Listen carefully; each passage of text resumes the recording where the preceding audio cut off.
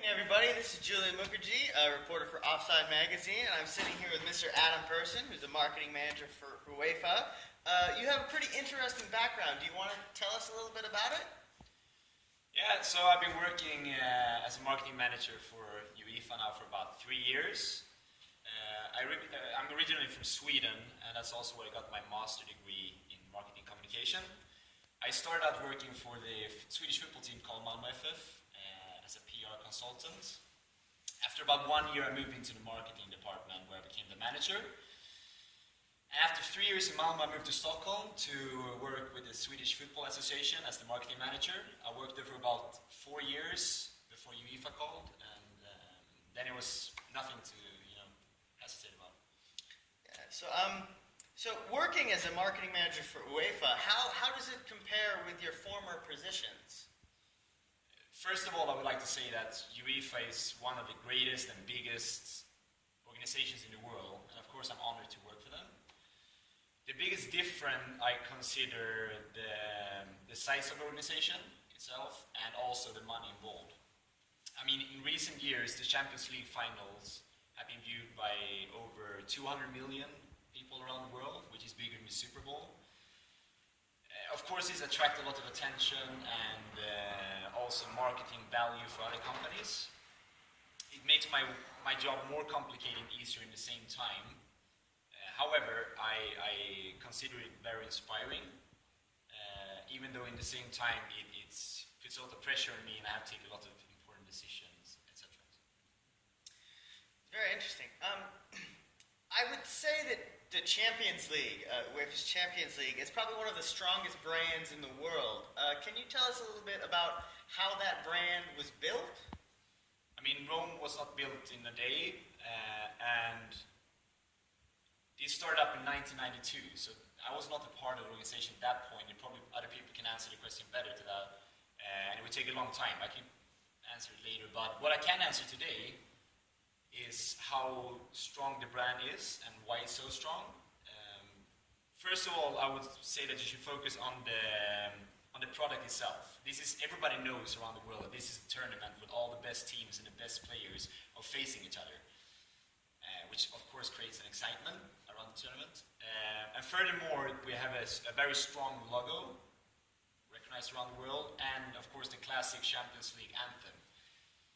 Just imagine, like, every Wednesday night, 8:45, all living rooms around the world, people sitting like together, and this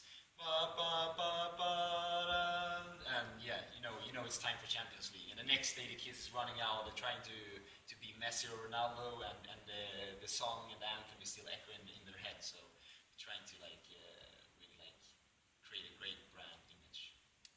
Yeah, that's very true. Could you maybe provide us some examples of some successful marketing campaigns that you've been a part of? Yeah, our main sponsor, Heineken, the beer company, we work very closely, and we have the ability to create great campaigns together.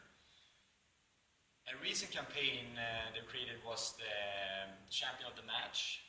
It basically means that when they buy Heineken beers, they can also participate in this competition where you can win an award like every single minute of a football game, and a football game is 90 minutes, which equals 90 prizes, so they can win branded Adidas kit, football table, and signed footballs, etc. Another campaign is the Road to the Final, also organized together with Heineken, and in this one we use a mobile app, so they have to tag themselves when they're sitting with friends watching a Champions League game, and they also tag their town.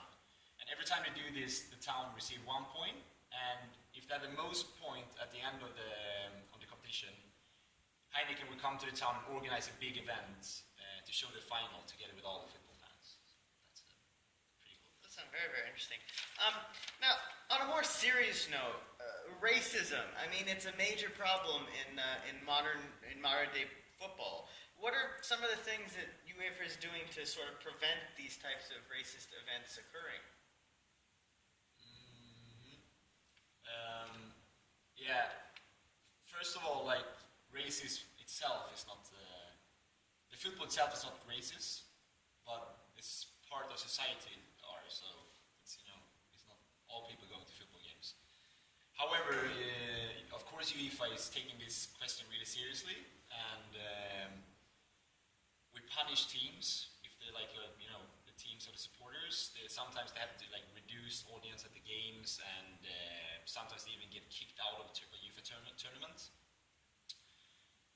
fines, and also we have this campaign called UEFA No to Racism. Of course, we have all these world famous role models, all the football players, such as Messi and Ronaldo again, and we use these players to be part of the campaign and work against racism, because the racism doesn't belong in the football arena, and it doesn't belong anywhere. Yeah, I mean, I think we'd all agree with that. But I mean, if you're just finding these multi-million-dollar teams, what about the actual fans, like the fans themselves that are chanting these racist chants or throwing bananas on the field or any of these like really, really horrible things? How do you punish those individual people?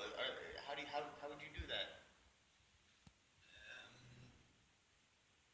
First of all, like it's not me taking the decision about the teams. We have a committee that like choose an appropriate amount of money that they have to pay and an appropriate punishment for the team. But more important, we're using cameras in the arenas, and we're trying to identify the people that actually cause the problems, and identify the problem of racism. And if we find these individuals, we will try to punish them hard, and most of the times it will be banned from all UEFA events on a lifetime basis. So that's the way we try to do it. Great. Well, thanks very much for coming in and giving us your time. And yeah, I wish you all the best. Thank you very much. Pleasure to meet you.